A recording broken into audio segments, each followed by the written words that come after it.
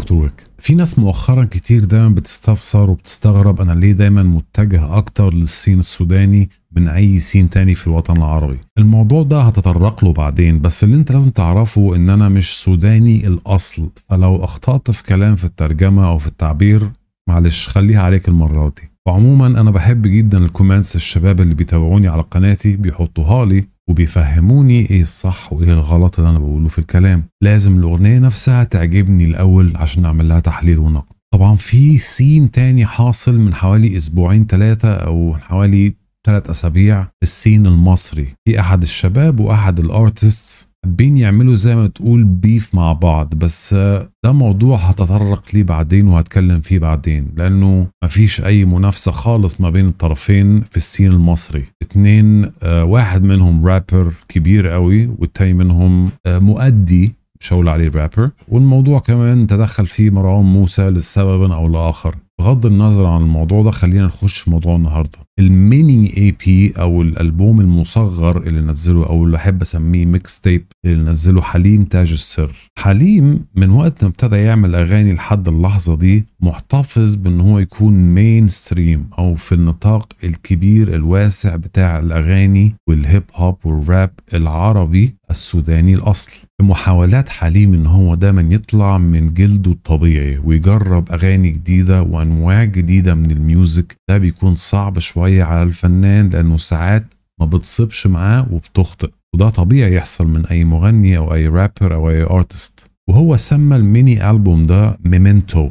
هي اصلا كلمه لاتينيه بترجع باسم ميمنتو موري. ميمنتو موري يعني افتكر دايما الحياه هتعيشها بس في الاخر كلنا هنموت. وانا مش بحاول ان انا اكون باسيمستيك او ان انا اكون كئيب او ان انا اكون حاجه زي كده، بس ده العباره اللي بيحاول يذكرها بس ليها شكل ايجابي. ميمنتو موري اللي هو دايما افتكر ان انت هتعيش حياتك وهتموت في الاخر، كلنا هنموت في الاخر، بس المهم والهدف من الكلمه انه عيش حياتك بالطول وبالعرض. ده معنى كلمه ميمنتو او اللي هو ذكرها هنا حليم في الاغنيه بتاعته. انا ما اعرفش هو سمى الاغنيه ليه اشاره ومش ده المهم. طبعا الاغنيه من برودكشن راشد ميوزك. راشد من عباقرة الميوزك والبيتس والميلوديز في الشرق الاوسط، وده معروف هو وعلو. خد بالك حليم لما عمل الفيديو بتاع اشاره مهم عنده ان هو يحاكي السين كله والشباب الصغير والشباب الجديد اللي هم متعطشين قوي للاكشن وللدس وللبيف وللتفاخر بالبارات. اي نعم ده من كتر حب الناس ليه، ودايما معظم الناس اللي بيسمعوه زي ما انت شايف على ساوند شارتس. مهم قوي انك تعرف انه حليم تاج السر من اكبر الناس مستمعين ليه، هم على سبوتيفاي فوق ال 65,000 مستمع، زائد انه اليوتيوب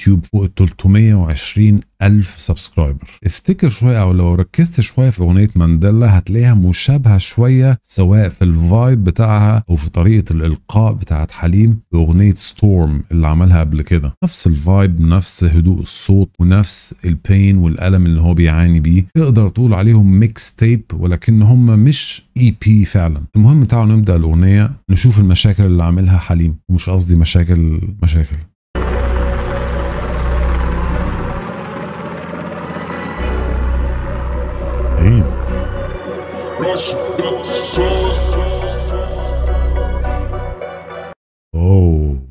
هي الدخلة الكوميرشال، الدخلة الإعلانية، دخلة الأكشن اللي بيحبوها الناس. معظم الناس بتحب الأكشن وبتحب يشوفوا المغني المفضل ليهم إنه يكون في حالة أكشن، لابس أسود، شايل شنطتين مشتبه فيهم، النكلس الذهب، فاهم، طالع من بيت كله سموك ودخان، داخل في عربية سوداء، الموضوع فيه قلق وفيه طيارة هليكوبتر. الجو اللي المخرج عامله ما شاء الله حلو ولايق جدا على الرسم اللي هو حابب يرسمه حليم في الأغنية دي بالذات، وده بيحبوه ناس كتير جدا في السين، فكان لازم حليم يوصل الرسالة دي.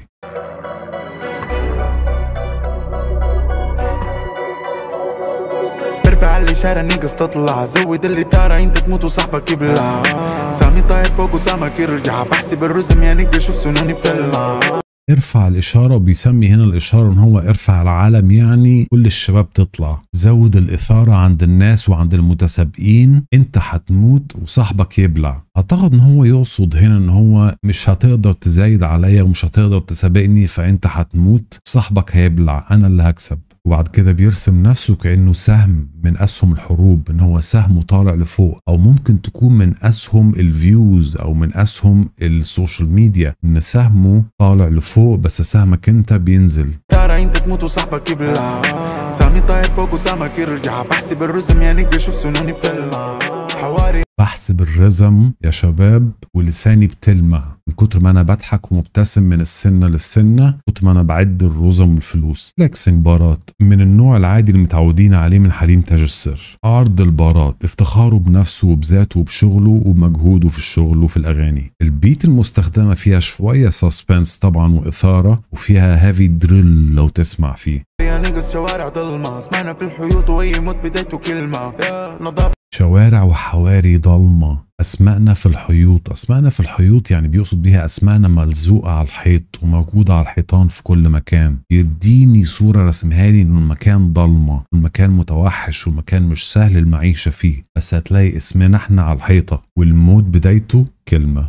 بشتغل سكينة بتلمع، صرف ارسم وشك اصله ما صرفت بحكمة، بيبي ما تمر صرف ارسم وشك اصله ما تصرفت بحكمة. يعني من الاخر كده امشي من هنا عشان انت ما تصرفتش بحكمة، فلف وارجع تاني وخد بعضك ومع السلامة. بيقول لاعدائه وبيقول للمنافسين بتوعه او يعني الناس اللي قدامه انتوا ما تصرفتوش بحكمة، انا من رأيي تلفوا وشكوا وترجعوا تاني. مراية شوفي نفسك في نضارتي ودايما رول بيبي مفيش مراية، فلو عايزة تشوفي نفسك شوفي نفسك في نضارتي. بيعمل فليكسنج وبيعمل تفاخر بباراته، ان هو بقول لك ايه مفيش مرايه هنا، بصي في نضارتي عشان تشوفي نفسك. مشيك اصله ما صرفت بحكمه، بيبي ما في مرايه شوفي نفسك في نضارتي ودايما رولي عمره ما بتخلص سيجارتي، ميتين في الاستديو ما بتلقانا فافتر دايما رولينج فسيجارتي ما بتخلصش. هو هنا بيقصد بيها حاجتين، مالتي فيرسنج، بيقصد بيها ان هو دايما بيمشي او دايما بيلف زي الحجر، ما بيلف ما بيبطلش، بس في نفس الوقت يقول دايما رولينج للسيجاره، بيلف السيجاره عمرها ما بتخلص. فهي ليها معنيين، معنى ان هو مستمر دايما وعمره ما بيوقف شغل وعمره ما بيوقف مجهود، والمعنى التالي للبار ده ان هو كالسيجاره على طول دايما ما بتخلصش سجايره ودايما بيلف من غير ما بتخلص السيجاره. في نضارتي ودايما رولي عمره ما بتخلص سيجارتي، ميتين في الاستديو ما بتلقانا فافتر بارتي، ساعات دهب مظبوط واصله ما بفوت طيارتي. عمرك ما هتلقانا في الافتر بارتي بعد ما نخلص الحفله بتاعتنا وبعد ما بطلع على الستيج وجمهور ينبسط، مش هتشوفني في الافتر بارتي. انا عندي شغل، انا بيزنس مان، عمري ما بتاخر. ساعتي ذهب، معناها ان هي ساعتي دقيقه، وطبعا ساعته ذهب يعني بيتفاخر فيها، بس في نفس الوقت ساعتي ذهب، عمري ما بتاخر على طيارتي. ميتين في الاستديو ما بتلقانا فافتر بارتي، ساعات دهب مظبوط واصله ما بفوت طيارتي، نزل انا عيشة تجارة ولعبة ومعايا اسرارة، ما تشيب دايما صغير اهلا بك معك كبار.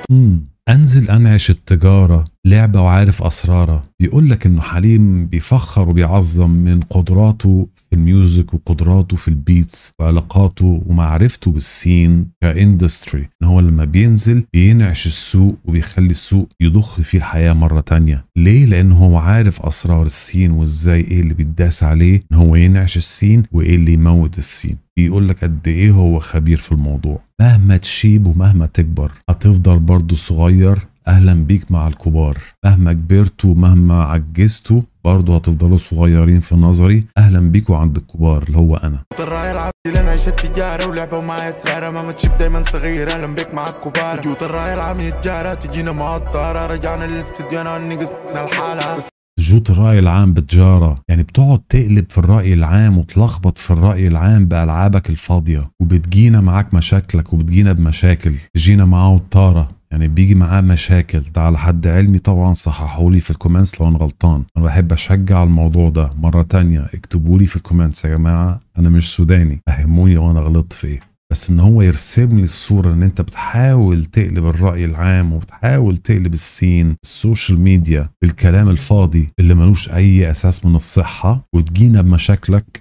جوت الراعي العام يتجارة تجينا مع الطارة، رجعنا للاستديو انا نقصنا الحالة، تسخن تطلع عالتي ثانك يو زي كانتي، بستلم دولار وبصرف يورو ليه شغالتي. لو هتيجي تسخن هطلع بالالتي. الالتي اللي هو في العاب الفيديو جيمز دايما اللي هو اقوى حاجه عندك او اقوى حاجه عند الشخصيه اللي في الفيديو جيم اللي هو الالتي. وفي الاخر هقول لك ثانك يو زي كانتي. كانتي اللي هو شخصيه كره القدم المعروفه اللي هو دايما معروف بشخصيته الراقيه والهاديه واللي بيقول ثانك يو دايما وشكرا. فلوسي بالدولار وبصرف باليورو لشغلتي. شغلتي طبعا يقصد بيها اللي هو السيده اللي بتساعده في البيت وفي اداره البيت بيصرف لها باليورو وهو بيقبض بالدولار. بار تفاخر وتعالي. من غير نمر سيارتي وصغير اسمع بالتي ورسالة في الواتساب ترسليها تغير حالتي. من غير نمر سيارتي ولو صغير اسمع بالتي. بالتي ممكن يقصد بيها حاجة من الاتنين، يا اما اسمع يا طفل يا صغير، يا اما اسمع بالتي. بالتي اللي هو الفنان التونسي. فحاجة من الاتنين، يا اما تسمع دي يا صغير يا بالتي، يا اما تسمع بالتي الفنان التونسي لو انت عايز حاجة تسمعها يعني يا صغير.